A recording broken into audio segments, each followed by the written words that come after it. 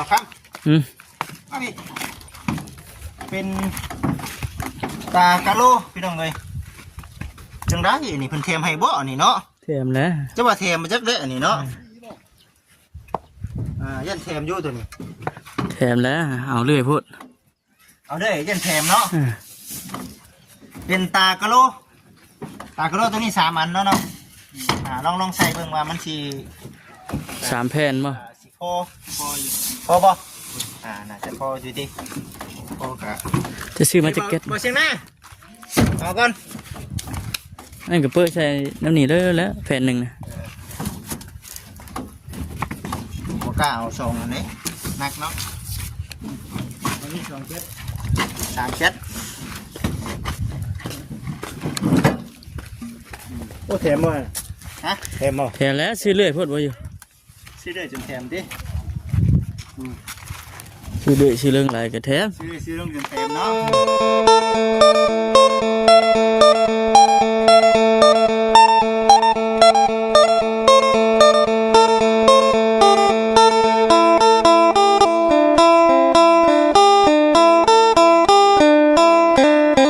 ไปยังบ่เบิดอยู่บ่นี่พี่น้องสบายดีเด้อพี่น้องเด้อฮะ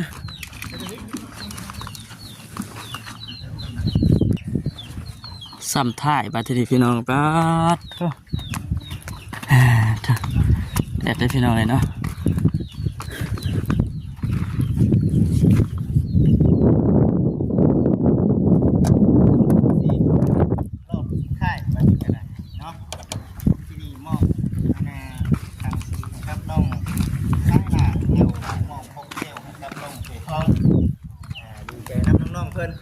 สืบต่ออยู่ที่บ้านน้องดาวบ้านนี้ก็ได้แป๊บเอาพี่น้อง14อยู่ดีมีแห้งเบิดทุกคนสบายดีเนาะขอย่างก่อนเด้อมันแดดพี่น้องเนาะสบายดีเด้อพี่น้องเลยแต่วันนี้ก็มีข่าวดีหลายคนแท้ดีวันนี้เนาะจักน้องดาวจักน้องไปท้องแน่น้องสลาพวกฮะจมมาใช่แล้วจ้ะสบายดีพอเลยสบายดีเนาะพอเลยป่ะพอแล้วเป็นแบบพี่น้องเนาะมาสิมาได้2 คลิป 3 คลิปยังไม่เอาลงเนาะลง2 คลิปนึงเบ็ดตัดนั่งไปเด้อแบบนี้เนาะตัดบ่ทันเนาะไปเด้อต้องหาผู้ช่วยแล้วจ้ะสั่งพุทธยังบ่มาเนาะการนักบ่หรือว่าจังไดสั่งพุทธเนาะ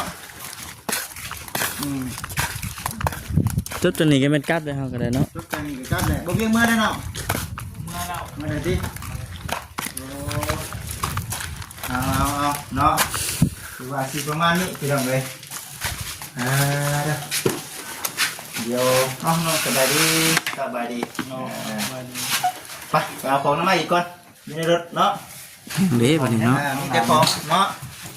เอาเนาะโอ้มายังไงแท้อันนี้เนาะโอ้ขังนี้ก็มีได้บ่จิได้น่ะอย่าหาทำอย่าได้บ่ได้มาหาน้องดาวเลยนะพี่น้องเอ้ยเนาะอยู่น้องของเป็นพ่ออยู่แค่น้องของช่างพุทธเพิ่นยุดเนาะเพิ่นบ่สบายลุ่มท้องมาแล้วจังได๋นี่บิ๊กเนาะกำลังเทอยู่กับใครอยู่นี่เนาะนี่เท่อยู่หรอบอกครับอันนี้เป็นตากะโลพี่น้องเลยจังได้อันนี้เพิ่นเทียมให้บ่อันนี้เนาะเทียมแล้วจะว่าเทียมมาจักเด้ออันนี้เนาะยันเทียมอยู่ตัวนี้เทียมแล้วเอาเรื่อยพูดเอาเด้อยันเทียมเนาะเป็นตากะโลตัวนี้3 อันเนาะลองใส่เบิ่งว่ามันสิ3 แผ่นบ่สิพอบ่น่าจะพออยู่ดิพอกะจะซื้อมาแจ็คเก็ตบ่เสียงหน้าเอาก่อนนั่นก็เปิดใส่น้ำหนีแล้วแผ่นหนึ่งนะบ่ก กล้าเอาส่งอันนี้นักเนาะ วันนี้2เจ็ด 3เช็ด โอ้แถมบ่ฮะแถมบ่ แถมแล้วซื้อเรื่อยโพดบ่อยู่ ซื้อได้จนแถมดิ ซื้อเรื่อยซื้อเรื่องหลายก็แถม ซื้อต้องเรียนเต็มเนาะเป็นเอ้ยเคซี่เนาะเคซี่เนาะก็ได้ตัวใครหลายๆเอ้ยเด้อเนาะว่าเป็นเคซี่เนาะได้มอบมาให้บจิตเนาะท่านบุญให้เจ็ดละ250 บาทเด้อพี่น้องเคซี่เดี๋ยวนั่งรถไปจ่ายถนนสิไปจ่ายรถเล็กไปเนี่ยสิไปจ่ายไปทำ ตอนไปซื้อเจ้าก็บ่จ่ายเลยเนาะ ลืมเลยเข้ามาเลยใช่ปะ750คุณเกิดลืมนะจ๊ะ750 บาทเนาะ750 บาท เป็นเงินกีดเด้อบัด เป็นกี่เดียวไปคุ้มกันใช่ไหมเนาะ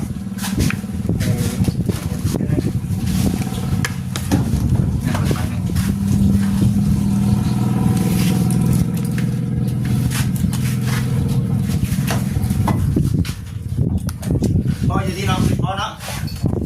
พออยู่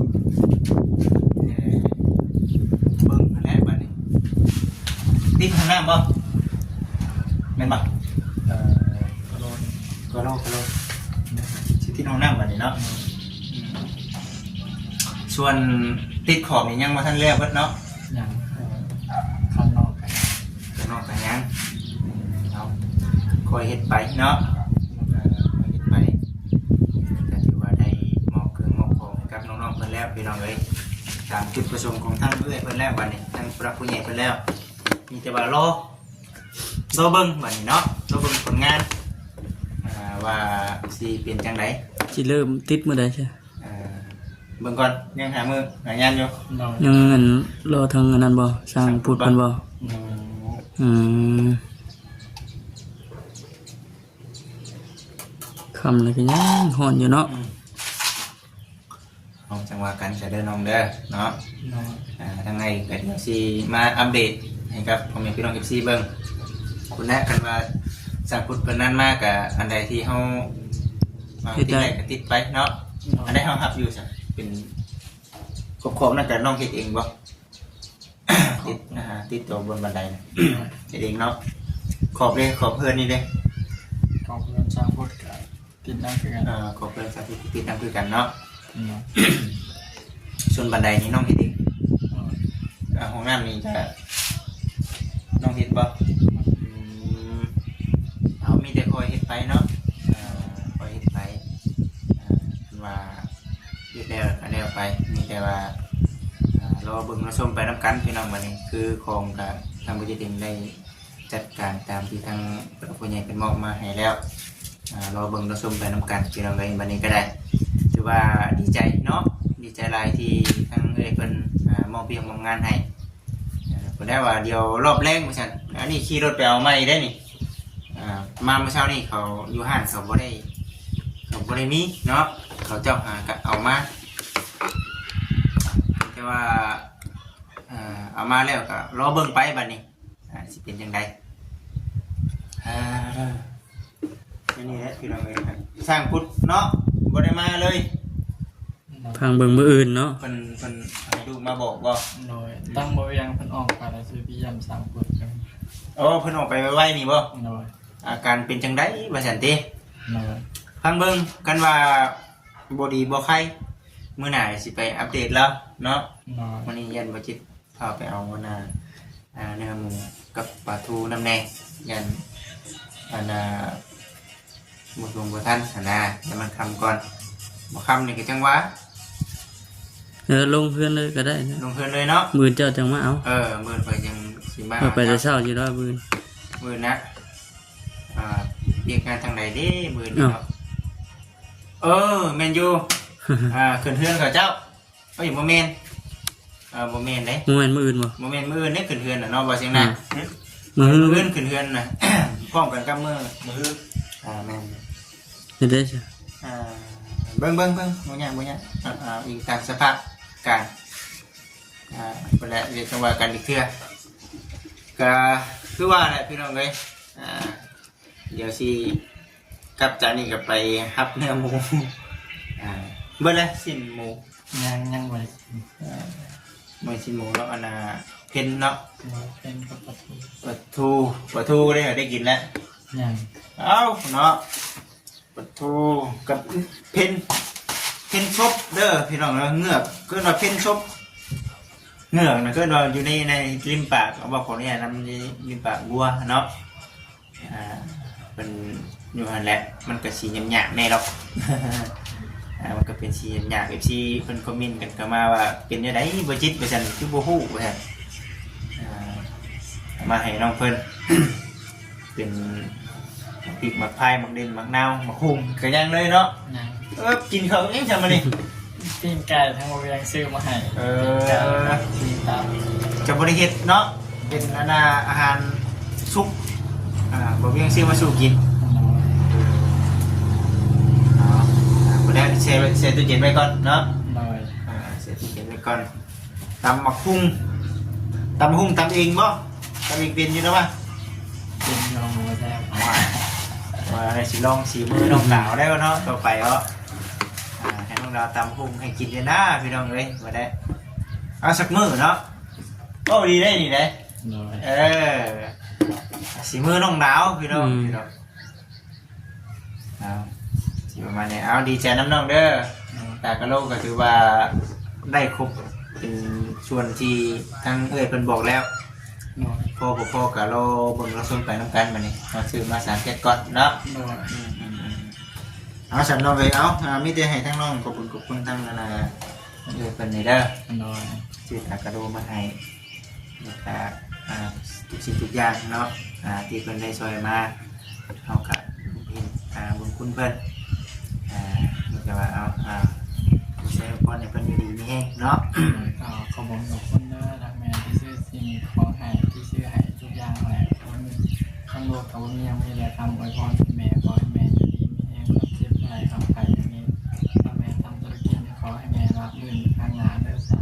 สาธุสาธุ ขอบใจทั้งบอจิตเด้อทั้งบอจิตไปใส่ทุกทีมงานแหละไปใส่มาใส่เดินทางปลอดภัยเด้อครับ สาธุอยู่ดีมีแห้งคือกัน รอ สมหวังดังใจปรารถนาเบิดสุขสุคนทั้งผู้ให้และก็ผู้รับเนาะ คือผู้เอื้อยและก็ทั้งแม่ญาติพี่น้องอยู่ทางสหรัฐอเมริกาได้ติดตามรับชมเบิ่งคลิปของบุจิตในครั้งนี้เมื่อนี้เนาะบุจิตเองก็บ่มีงานตบบุญเต็มคุณนั่นแหละมีแต่คำอวยพรและก็ความรู้สึกดีและก็ความไว้เนื้อเสียใจที่ทางผู้รักผู้ใหญ่เพิ่นมอบให้มีแต่สิเฮ็ดให้มันสมรังใจทั้งผู้ใหญ่เพิ่นมอบการงานให้เด้อเนาะรอเบิ่งผสมไปน้ำกันบัดนี้ว่าสิเป็นอหย่างน้ำอีกแน่เนาะก็ถือว่าเฮารอเฮ็ดซื่อๆแล้วว่าบัดนี้ หน่อย เครื่องของเฮาก็มีแล้ว นั่นวิทย์ขึ้นเครื่องน้องจอยอะไรต่างๆ บ่มื่นเกียมเนาะเกียมได้มื่นอยู่น้องจอยมาเฮือแม่นขึ้นเนาะขึ้นเอาเบิ่งไปน้ำกันเด้อสิเด้อเนาะเบิ่งไปน้ำกันสิเป็นจังใดบรรยากาศสิคึกคืนเป็นแบบใดก็เราเบิ่งกระชมน้ำอันนี้ก็อยู่ในส่วนบ้านน้องดาวก็เฮาก็รอติดตามหรือว่าสิอัปเดตให้กับ FC ได้เบิ่งได้ชม FC เพิ่นบัดแฮงได้ถาเบิ่งอยู่ปานนี้ก็ได้เอาบ่ซั่นยังบ่ฮอดใส่บ่จิตบ่ได้เนาะว้ยบ่เกี่ยวได้พี่น้องเอ้ยบาดนี้เนาะน้องๆเพิ่นเองได้บาดนี้เนาะ ทั้งน้องๆกับสร้างนั่นแหละบาดนี้ มีแต่สิมาเบิ่งนั่นแหละพี่น้องเอ้ยเนาะเฮ็ดหยังมื้อนี้บ่ได้มื้อนี้เฮ็ดหยังอีกมื้อนี้เฮ็ดหยังอีกบ่แล้วสิเว้าในนี้แหละมื้อนี้เฮาได้เวียกหยังแน่มื้อนี้ สวรรค์สิริน้อยครับ เนาะมื้อนี้ได้เวียกนึงนี่เด้พี่น้องเอ้ยได้ช่วยขี้ดินออกจากห้องน้ำแล้วอาบน้ำอาบในก็สะดวกมันจังบ่ยากบ่เปื้อนเนาะนี่แกโอเคแล้วคักแล้วบัดนี้เราเบิ่งไปบัดนี้น้องๆเพิ่นสิติดไปแบบในลักษณะแบบใดเนาะนี่ก็เอารอเบิ่งชมไปกันเด้อพี่น้องเด้อคือสิประมาณนี้เสร็จแล้วน้องเด้อเราเบิ่งชมไปนำกันมีแต่ อยู่ดีไม่แห้งเมื่อน่ะกันว่ามีโอกาสได้มามื้ออื่นกันช่างว่ากันเนาะอยู่ดีไม่แห้งเด้อน้องเด้อสบายดีอยู่ดีไม่แห้งเป็นชาดันเป็นจะสิอยู่ในลักษณะแบบนี้เนาะเรื่องว่ากำเลยนะเขาสั่งเนาะ ไป เบิ้งอยู่มาได้อยู่แบบนี้เนาะเป็นส่วน มันเป็นอันแบบเดียวกันกับมันหัวขันไดแต่ว่าเนี่ยแต่กะโลจะซื้อมามื้อนี้นะ มันน่าจะเป็นแบบนี้แต่ขอบข่างนี่เอาสีขาวเนาะน้องเนาะแม่นบ่ที่ข่างจะสีขาวเนาะบ่สีของน้ำสีของน้ำอันนี้ตัวนี้สีใส่สีของน้ำฉันตัวนี้เป็นสีขาวเนาะตัวนี้พอไปแล้วตัวนี้ อันนี้ยังคิดอยู่ป่ะ ตัวนี้เนี่ยเอาสียังก็ตัวนี้เทิงนี่เทิงสีขาวโอ้ยมันก็ต้องเกือบไปซะแล้วพี่น้องเอ้ยเนาะ เราเกี่ยวได้เยอะเนาะ แบบบ่ปัดเลยก็ได้ ตอนนั้นจะเอาขอบขาวเนาะเนาะขึ้นไปประมาณ10 เซนเห็นบ่10 เซนบ่ตัวนี้ได้แสมมีคุ้มขึ้นมาจะได้ตัวนี้ โอ้เฮ็ดหันค่าพอดีเหมาะเนาะ มีสีแล้วเนาะเอาสีกลุ่มมาทหารก็ยังบ่ครับ อันนี้แหละ ทำค่า คือว่าน้องดาวแล้วเอาเมียแล้วก็โอ้เปิดหันค่านี่เบอร์หนึ่งได้นี่ จะไปคิดดิ ธุรกิจได้เลย ไอ้ชิมาซื้อแบบนี้ โอ้นี่แหละคนแถวนี้แหละนี่หาน้องหลานน้องจ้อยนะ ไอ้น้องน้องจ่อยบ่ กินกันเอง น้องไม้เนาะ เอานี้เนาะ เอ้าน่ะก็อัดนี่ตึบนี่โอ้ยเบอร์หนึ่งเลยได้ดิน้องก็ยินเนาะ ในอนาคตเนาะก็จังว่ากันเนาะตัวนี้นะมันก็เกิดกับปัญญาเนาะทางน้องๆเพิ่นตัวนี้นะพี่น้องเอ้ยตัวนี้ตัวเพิ่นเฮ็ดไม้ตัวนี้เนาะ โอ้ตัวนี้คอยมาสิเนาะ โอ้ค่อยได้ลงมาสิ เอาน้ำไหลป่ะ น้ำใดส่วนตัวนี้นี่ก็ต้อง หลอดแคกๆอยู่เนาะ บริทาเนาะ หลอดแคกๆอยู่ดิ อันนี้เนาะ อันนี้เนี่ยซื้ออามาเฮ็ดยังเสียน้องดาวนี่เฮ็ดข้าวไก่คือยังมันเอานี่จะเบิ่งไปทั้งไปเนาะ เบิ่งไปเนาะมาเช็ดอย่างเนาะ ภาพการเนาะการทอดการ ไปพี่น้องจังไดก็สิจบคลิปก่อนเด้อบัดนี้พี่น้องเอ้ยอยู่ดีมีแฮงเนาะสบายดี